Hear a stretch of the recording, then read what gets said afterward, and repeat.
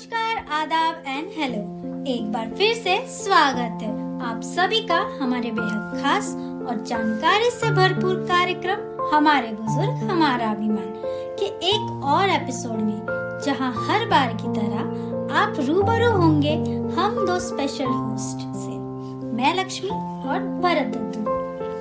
हम दादा पोती की ये जोड़ी आपको न केवल जानकारी देती है बल्कि साथ ही आप तक बहुत से सवालों के जवाब भी पहुंचाने का कार्य बखूबी निभाती है। इस कार्यक्रम सीरीज एपिसोड में हम आपको बहुत सी जानकारियां बुजुर्गों की जरूरतों से जुड़ी हुई मुहैया कराते हैं, चाहे वो सेहत से जुड़ी हो या फाइनेंस से, चाहे अधिकार की बात हो या फिर उनका सहारा। हर एक रूप में इस कार्यक्रम के माध्यम से भारत सरकार व सामाजिक न्याय एवं अधिकारिता मंत्रालय, भारत सरकार व सामुदायिक रेडियो एसोसिएशन द्वारा ये पहल सभी बुजुर्गों को उनका हक दिलाने व साथ ही मानसिक व शारीरिक रूप से स्वस्थ रहने को लेकर की जा रही है। आज का समय बदल चुका है। बहुत से घरों में बुजुर्ग अकेले रह जाते हैं। ऐसे में उनका साथ कोई नहीं देता। बच्चे बाहर रहते हैं और वो पूर्ण रूप से किसी न किसी बाहर वाले पर निर्भर हो जाते हैं। परंतु हमारे बुजुर्ग हमारा अभिमान एक ऐसा कार्यक्रम है जो बुजुर्गों का सहारा बनकर सामने आ रहा है। ये कार्यक्रम पूर्ण रूप से सभी सीनियर सिटीजन्स तक ला रहा है वो जानकारी जो होती है उनके जीवन के बहुत से महत्वपूर्ण पहलुओं से जुड़ी हुई। इस कार्यक्रम के माध्यम से सामाजिक न्याय एवं अधिकारिता मंत्रालय द्वारा चलाए जा रहे integrate programme for senior citizens, national helpline for senior citizens, caregivers की सही ट्रेनिंग, सेज व्यवश्री योजना के साथ साथ मोतियाबिंद से जुड़ी जानकारी व समाधान और साथ ही बुजुर्गों की सही खान पान व डाइट से जुड़ी जानकारी व एक्सपर्ट की एडवाइस व मंत्रालय द्वारा दी जा रही सुविधाएं भी विस्तार से सम्मिलित की जा रही हैं। चलिए जानते हैं कि आज मेरी लाडली पोती मेरी तरह बुजुर्गों के मानसिक विकास के लिए मेडिटेशन व सचेतन से जुड़ी हुई कौन सी नई जानकारी देने वाली है।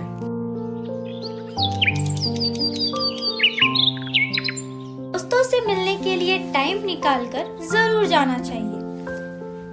सब अब ऑफिस जॉब में बिजी हैं, मगर सच में जब मिले तो यादों का पिटारा खुल गया। सारे स्ट्रेस और टेंशन मानो कहीं गायब हो गए। कह तो तुम ठीक रही हो, मगर अब ना तो लोगों के पास समय है और ना ही अब वो अपनापन वाला समय बचा है। समय तो हम बिताते थे अपने जमाने में दोस्तों और रिश्तेदारों के साथ। अब तो समय बहुत बदल गया है। अब कहाँ टाइम है किसी के पास। अच्छा, कैसे समय बिताते थे? बस बेटा क्या क्या बताऊं। हर शाम लोकल ट्रेन और बस से ऑफिस से आते जाते हुए भजन या लोक संगीत गाना, तो कभी अंताक्षरी खेलना, कभी खबरों और आसपास की चर्चा करना, तो कभी एक दूसरे का सुख दुख बांटना। और तो और पब्लिक ट्रांसपोर्ट में भी अपनों के साथ कार वाला मजा ही आता था। थकान का तो पता ही नहीं चलता था ऑफिस आते जाते। दादाजी सच में इतना एंजॉय करते थे आप? हाँ बेटा, पर जैसे जैसे समय आगे बढ़ा धीरे धीरे सब बस से स्कूटर और फिर कार पर सवार हो गए। सफर तो आरामदायक हो गया मगर अपनापन कहीं खो गया। अब तो सालों हो जाते हैं एक दूसरे से बात करें। ये तो सही कहा आपने। अब तो टेक्नोलॉजी भी है मगर फिर भी दूरियां बढ़ गई हैं। फोन हाथ में है, बात करने को समय नहीं है। गाड़ी घर में खड़ी है मगर जाने और बुलाने के लिए हजारों बार सोचते हैं। कुछ साल पहले तक तो हम और हमारे सब रिश्तेदार एक दूसरे से मिल लिया करते थे आराम से। न फोन करके जाना और न ही किसी को आने से परेशान होना। अतिथि देवो भव सिर्फ नाम के लिए नहीं था, सच में दिल से मानते थे सब। हाँ दादाजी, I totally agree with you. महीने सालों तक किसी से मिलते नहीं हैं और दूरियां बढ़ जाती हैं और साथ ही बढ़ जाती हैं डिप्रेशन और अकेलापन। लक्ष्मी अब क्या बताऊं तुम्हें। जैसे जैसे उम्र बढ़ रही है, सुबह पार्क में बैठे बुजुर्ग एक दूसरे जब 1 घंटा बात करते हैं ना, तो सबसे ज्यादा खुश होते हैं, क्योंकि उसके बाद पूरा दिन अकेलापन सा रहता है। खास तौर पर से जब एक उम्र के बाद जीवन साथी भी नहीं रहता। कभी कभी सोचता हूँ कुछ लोगों के पास सब कुछ होता है मगर साथ देने वाला कोई अपना नहीं होता।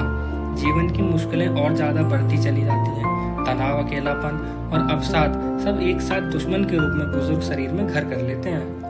दादाजी, बुजुर्गों में बढ़ रहे डिप्रेशन से तो बहुत सी हेल्थ डिप्रेशन प्रॉब्लम हो जाती है। शरीर कमजोर हो जाता है और बीमारियां घर कर लेती हैं। इसका तो बस एक ही सॉल्यूशन है और वो हमारे देश की संस्कृति से जुड़ा हुआ है। अच्छा, तुम योग और प्राणायाम की बात कर रही हो? हाँ दद्दू, इसके साथ साथ ध्यान यानी मेडिटेशन की बात भी कर रही हूँ। लक्ष्मी, हमारी संस्कृति में बहुत ही कुछ है खुद के लिए जो हमें पता है, लेकिन हम शायद उसका अपने जीवन में इस्तेमाल करना या उसे अपनापन भूल जाते हैं। दादाजी, क्या आप जानते हैं जो बुजुर्ग डिप्रेशन में रहते हैं उनकी इम्यूनिटी भी कम हो जाती है, भूख भी नहीं लगती और दिन प्रतिदिन तबीयत खराब हो जाती है। मगर दादाजी, आपको यह बहुत जरूरी बात बताना चाहती हूँ कि अगर कोई बुजुर्ग ऐसा फील करता है तो सामाजिक एवं न्याय अधिकारिता मंत्रालय भी बहुत से मदद करता है। कुछ योजनाएं ऐसी हैं जो बुजुर्गों के लिए वरदान साबित होती हैं। अक्सर इस उम्र में बहुत बच्चों के अलग शहर में रहने या जीवन साथी को खो देने के बाद बहुत अकेलापन महसूस करते हैं। ऐसे लोगों के लिए मंत्रालय द्वारा काउंसलिंग भी मुहैया कराई जाती है। कैसी काउंसलिंग, और इससे कैसे अकेलापन या डिप्रेशन दूर किया जा सकता है? ये काउंसलिंग सोशल एक्सपर्ट द्वारा कराए जाते हैं, जैसे मनोवैज्ञानिक क्लिनिक, साइकोलॉजिस्ट जैसे एक्सपर्ट। चलो, मैं आज आपको मिलाती हूँ ऐसे ही एक्सपर्ट से जो बताएंगे कैसे बुजुर्गों के इस अवसाद को खत्म किया जा सकता है। काउंसलिंग के द्वारा आप अगर चाहो तो हम आज उनके क्लिनिक भी चल सकते हैं।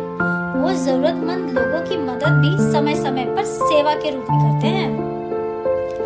आज पता चला कि कैसे मनोवैज्ञानिक लोगों की मनोवैज्ञानिक प्रॉब्लम को सॉल्व करने में मदद करते हैं।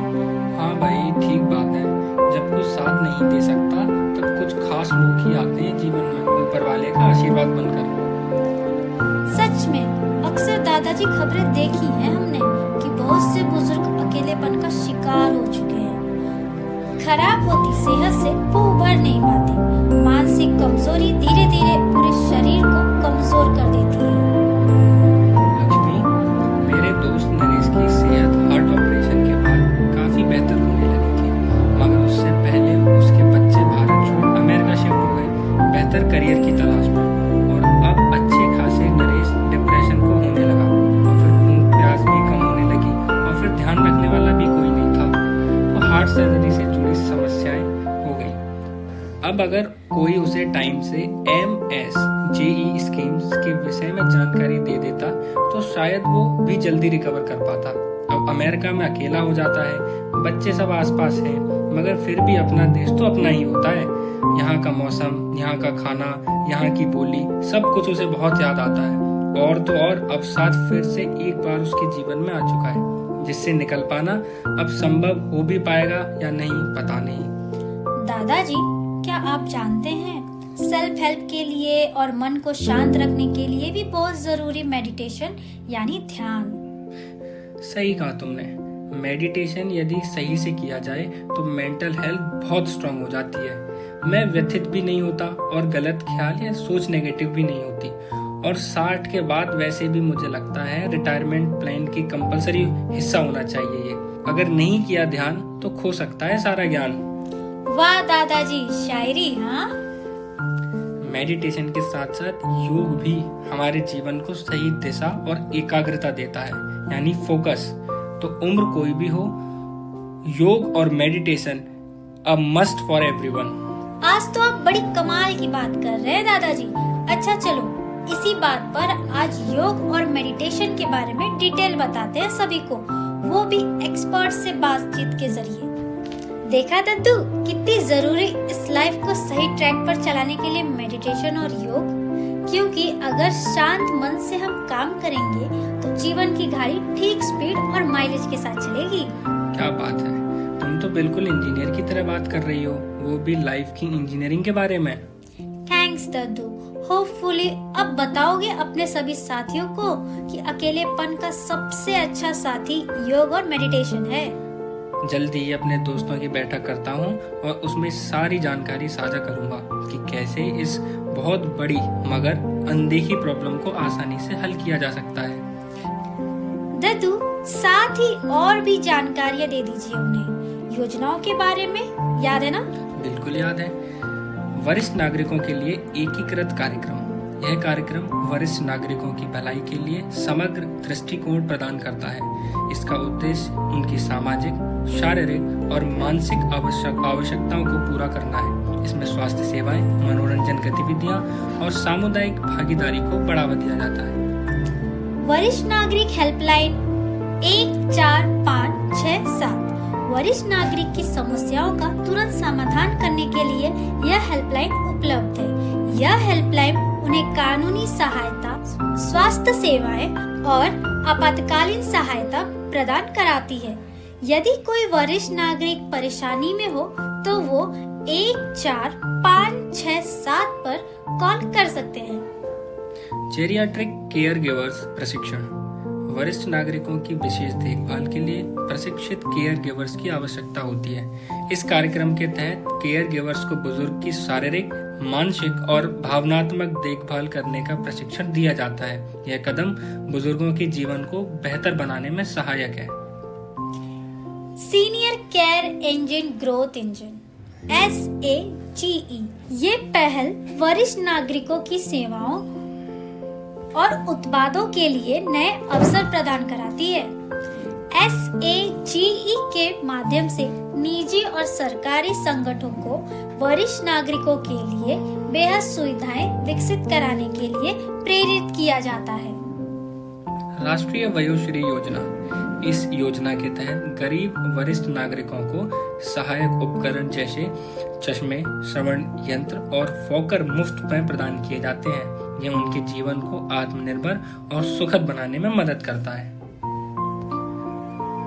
मोतियाबिंद सर्जरी, कैटरेक्ट सर्जरी। मोतियाबिंद बुजुर्गों में आम समस्या है। इसके लिए मुफ्त या सस्ती दरों पर सर्जरी की सुविधाएं उपलब्ध कराई जाती हैं। ये पहल उनकी दृष्टि क्षमता को बहाल करने के लिए एक महत्वपूर्ण कदम है। बुजुर्गों को भरण पोषण का अधिकार। भारत सरकार ने बुजुर्गों के लिए भरण पोषण का अधिकार सुनिश्चित किया है। इसके तहत परिवार को उनके भरण पोषण का ध्यान रखना आवश्यक है। यदि परिवार ऐसा करने में असफल रहता है तो बुजुर्ग कानूनी सहायता ले सकते हैं। इन योजनाओं और कार्यक्रम के माध्यम से वरिष्ठ नागरिक को सम्मान और सहायता प्रदान की जा रही है। हमें भी उनके प्रति अपने कर्तव्यों को समझना चाहिए और उनके जीवन को खुशहाल बनाने में योगदान देना चाहिए। वरिष्ठ नागरिकों का सम्मान समाज की पहचान।